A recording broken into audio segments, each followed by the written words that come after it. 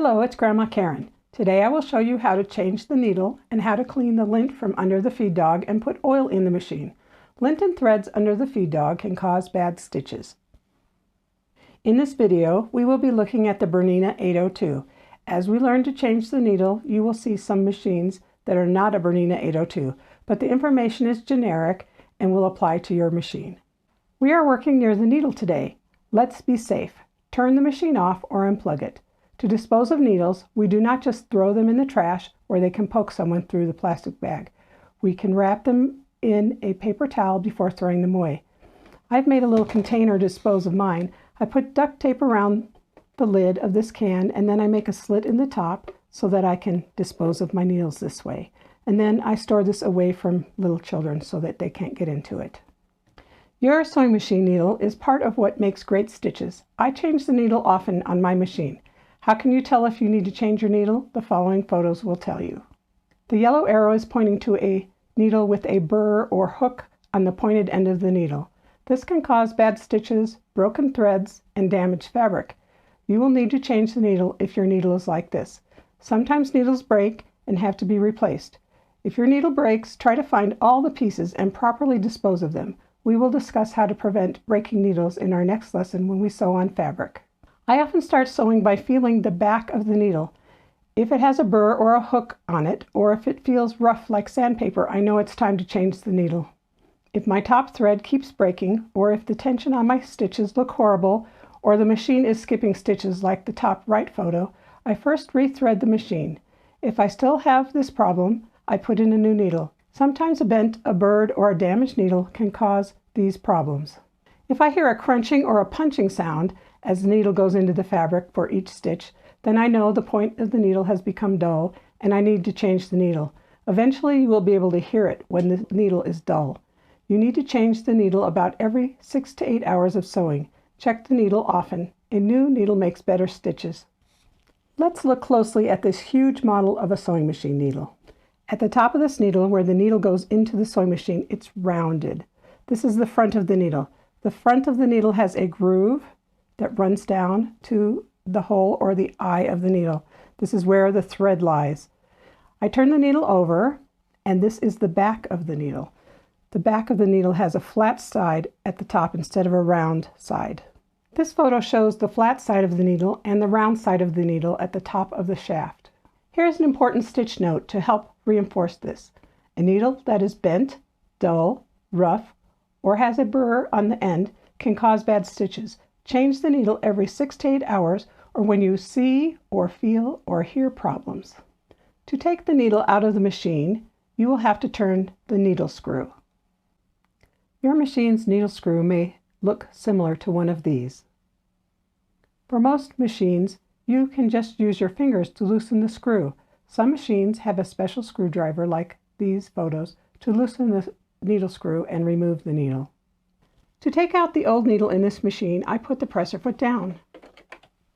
I put the needle in its top position, and then I'm going to hold the needle with my left hand, and I'm going to undo the screw by turning it towards me, turning the top of it towards me, and till the needle comes out. I don't want to unscrew this so much that the screw falls out, and I want to make sure I hold on to the needle so that it doesn't fall into the machine.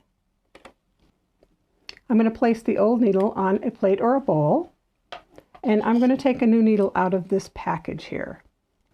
For this brand, I need to pull this clear plastic part in the front down, and then this part folds back a little. You don't want to fold it back too much or it'll break.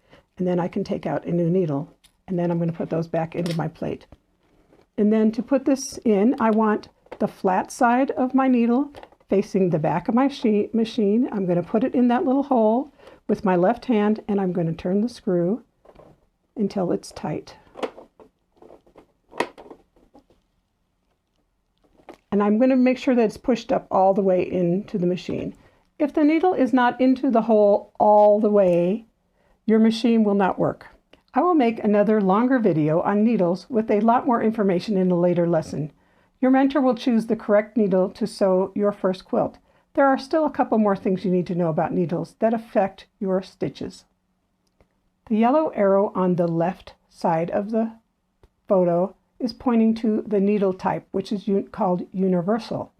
And the bottom right arrow is pointing to the needle size, which is 80/12. These two needles help you understand size. You can see the groove down the front of these two needles. The needle on the left is a size 110. See how thick the shaft is? The eye and groove are also large.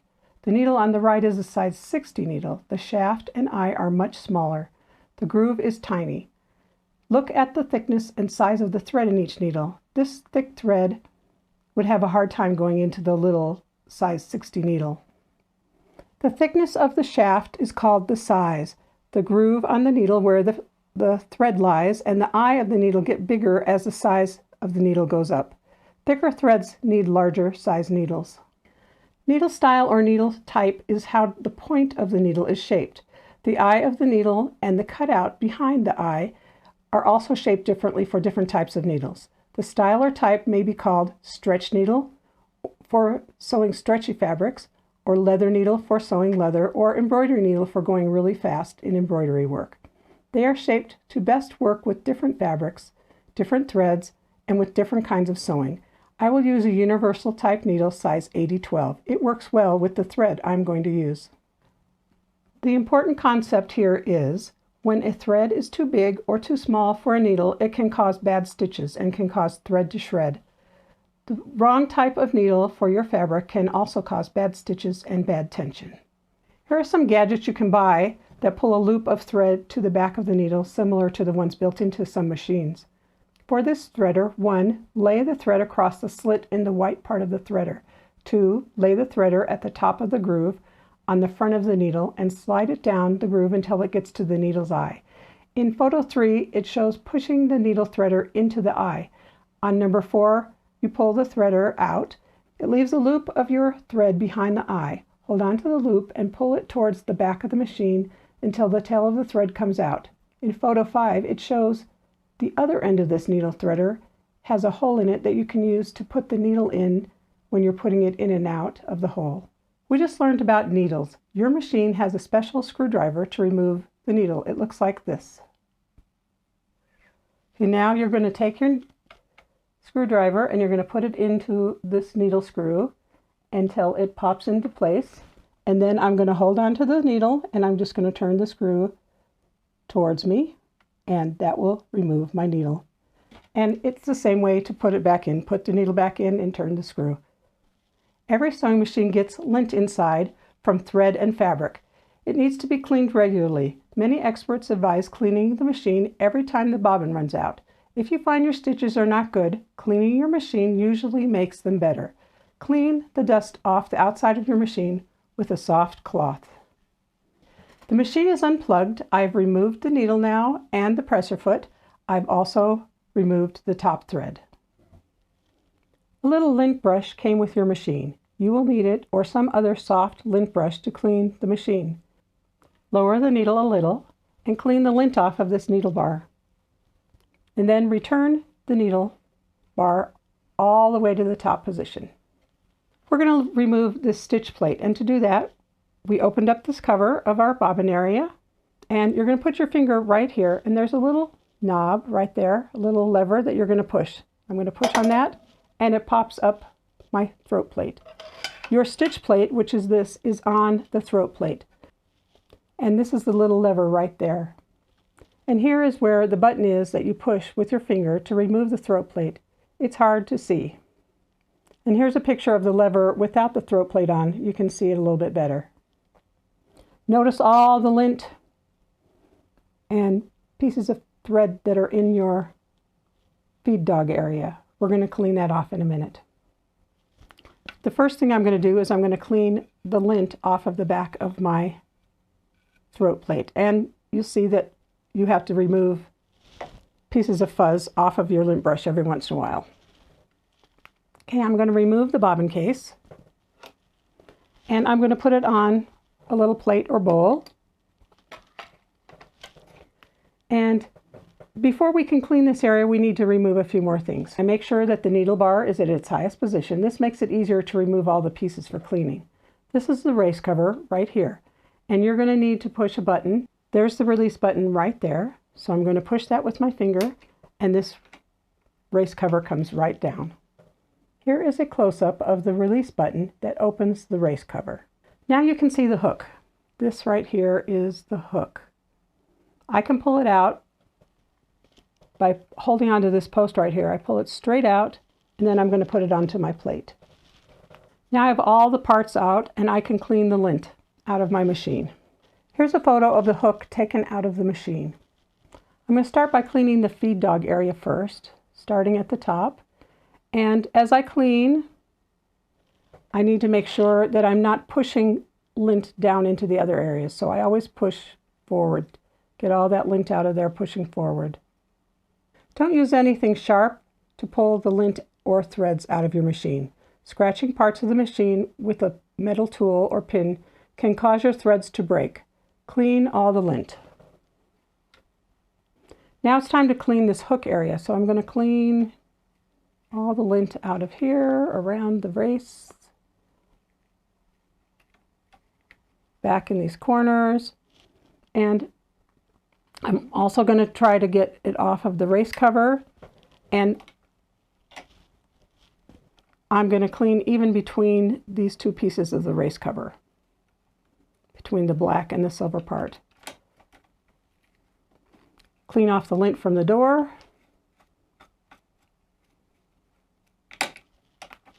I pick up the shuttle hook and I brush the inside and the outside. Make sure there's no lint. And then I'm going to run my fingers along these hooks that are on here and make sure there's no rough spots. If it has a rough spot, you're going to need to take it to your Bernina dealer to have them buff it smooth again. A rough spot on your hook can cause your top thread to break. Do not use canned air on your machine. You can, however, use a special vacuum or mini vacuum attachment. Many of the mini vacuums are made to clean electronics and keyboards. It's important to take your machine in for tune-ups, just like you do for a car. I take my machine in once a year. The technician can make fine-tuning adjustments that I cannot. Your machine also needs oil. Do not put oil in the machine if it is dirty. Clean the lint first. I put 2 or 3 drops of oil right here at the bottom of this flat area. 2 or 3 drops right there. My machine begins to make horrible clanking noises if I have neglected to oil it.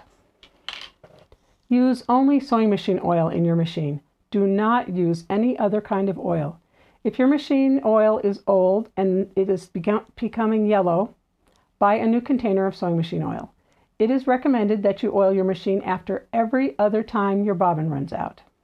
Now it's time to put the pieces back in. I'm going to place a spool of thread under the front of my machine right there to help tip it back a little bit. The hook will stay in better if it's tipped. I turn the hand wheel to make sure that everything is straight, that this half moon shape right here is on the left side with the top and the bottom in the middle. And then I'm going to take my hook and I'm going to make it the other half of the moon. I'm going to hold it by the post and I'm going to slide it in there and make sure that it's in there nice and flat. This all should be flat along there. Then I'm going to take the race cover and I'm going to push it on this left side where the button is, and I'm going to push it until it clicks. Sometimes it doesn't make the clicking sound. If it's not in there tightly, it will fall out when you begin to sew. Now I'm going to put the throat plate back in place. I'm going to take this little extended area right there and I'm going to put it underneath on the right side. And then I'm going to push down on the left side. It should push into place. Remember that the left side of what I call the moon stays in the machine, and the right side of the moon, called the hook, is the part that is taken out. When the pieces are back in place, I'm going to rock the hand wheel back and forth to make sure it is working well. Then I run the machine without thread for a few seconds to get the oil moving around.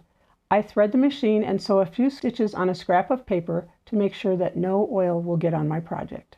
And here's our last stitch note. It says, lint and dust inside your feed dog and bobbin area can cause bad stitches and thread jams. Clean out lint after every bobbin change. Oil the machine after every other bobbin change, and when you hear or feel that it needs it. We've had another lesson with a lot of information. You will eventually be able to hear and feel when your machine needs to be cleaned and oiled. For your homework, show your mentor that you can do the following things. 1.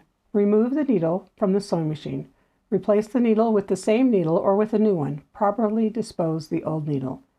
2. Remove the throat plate and the bobbin case. Swing open the race cover, take out the hook, clean all lint and thread from these areas and off all the pieces. Oil the machine. 3. Put all the pieces back together correctly. 4. Point out the needle size and the needle type on a package of needles. In our next lesson, we will sew on another practice worksheet and sew on some fabric squares. We will learn what a seam is and how to sew using the guidelines on your stitch plate. See you next time. And here's a note to the mentor. In our next lesson, we will use the machine with thread. Print out the worksheet posted underneath the video link for Lesson 10, or look at the handout and draw a similar paper.